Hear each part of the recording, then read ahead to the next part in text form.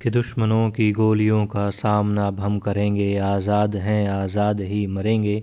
देखिए, चंद्रशेखर आज़ाद जी का ये कहना था, ऐसा विचार उन्होंने ऐसा ही किया। लेकिन अमेरिकी थिंक टैंक फ्रीडम हाउस ने भारत की आज़ादी के बारे में क्या कह दिया, मैं आपको बताता हूँ। उन्होंने कहा है कि भाई अब आज़ाद नहीं रहा है भारत देश, वो आंशिक स्वतंत्र हो गया। यानी कि आंशिक स्वतंत्र का मतलब है भैया थोड़ा बहुत बस आज़ाद कैसे कहा उसने। उसके मुताबिक नरेंद्र मोदी जी के प्रधानमंत्री बनने के बाद नागरिक स्वतंत्रता और अधिकार कम हो रहे हैं। 100 स्कोर वाले फिनलैंड, नॉर्वे, स्वीडन दुनिया के सबसे अच्छे स्वतंत्र देश हैं, जबकि 1 स्कोर वाले तिब्बत और सीरिया सबसे नीचे हैं। भारत का स्कोर 71 से घट के 67 पर पहुंच गया है।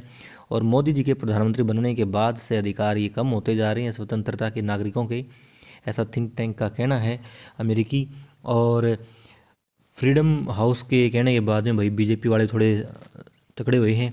और अमेरिकी थिंक टैंक ने जो बात यह कही उसके बाद में उनका कहना है भाई बहुत गलत कही है बात, बीजेपी वालों का कहना है, और भारत विरोधी एजेंडे का हिस्सा है, ऐसा कहा है राज्यसभा सांसद हैं बीजेपी की राकेश सिन्हा।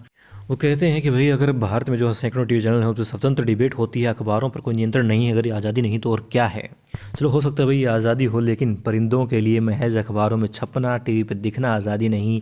वो मनचाही डाल पर बैठकर और गगनचुंबी उड़ान भर के ही अपने आप को आज़ाद महसूस करते हैं। भले सोने का पिंजरा हो उनके लिए, भले उनके लिए एक से बढ़कर एक पकवान रख दिए जाए पिंजरे के अंदर, मगर वो आज़ादी नहीं। आज़ादी तो वो है कि जिस डाल पे चाहा बैठे, जहाँ से जहाँ चाहा उड़ान भरी, वो आज़ादी है। खैर, किसी के कहने से कुछ नहीं होता, हम आज़ाद थे, आज़ाद हैं और आज़ाद रहेंगे। ये आज़ादी हमने यूं ही नहीं पाई है, हमारे सैकड़ों हजारों लाखों लोगों ने अपना बलिदान दिया है और शहीद हैं वो हमारे।